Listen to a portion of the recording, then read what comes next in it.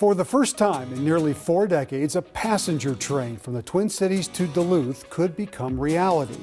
Now that the governor and state lawmakers have agreed to a budget framework, DFL leaders are hopeful the final document will include funding for the Northern Lights Express. But there are questions about how much the train service would cost taxpayers and who would use it. Tonight, Danny Spiewak dives into all the details and more.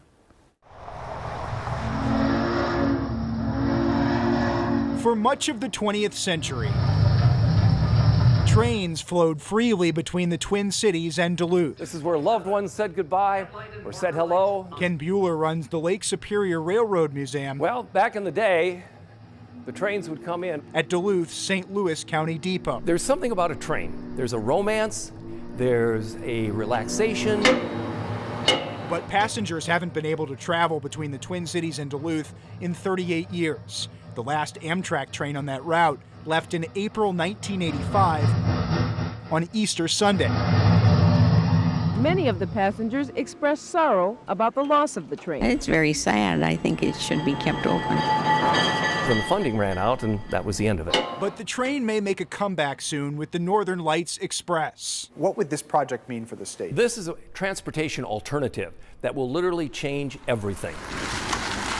If approved, the Northern Lights Express would make 4 round trips per day between Target Field and the St. Louis County Depot. Amtrak would operate the 152-mile route on existing BNSF freight tracks, with stops in Coon Rapids, Cambridge, and Hinckley.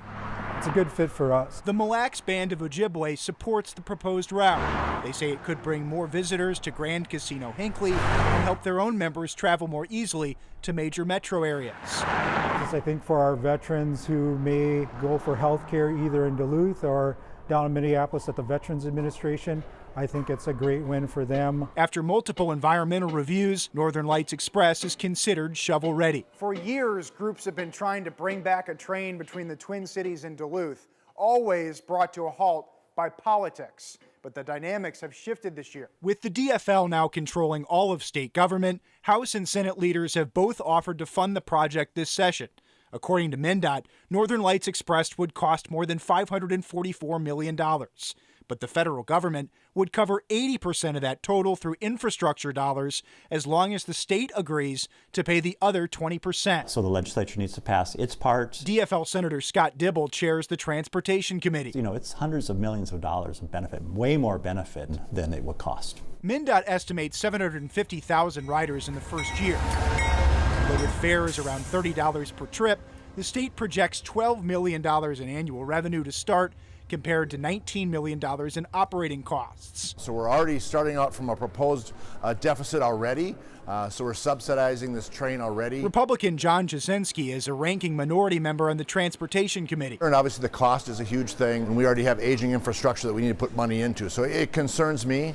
Secondly, I don't think we have the population density to support it. Republicans have also drawn comparisons to Metro Transit's North Star line, which has lost thousands of daily passengers in the Northwest Metro since the pandemic. So what do you say to those that are skeptics that this would be used? One of the things that we point out is we are an intercity passenger train. We're not a commuter train. We're not North Star. Supporters say this is their best chance yet to get the route to the North Shore back on track. People are still going to drive their automobiles and trucks, and people are still going to take the bus. But now they've got another choice, because we love a choice, and this is one that'll be successful.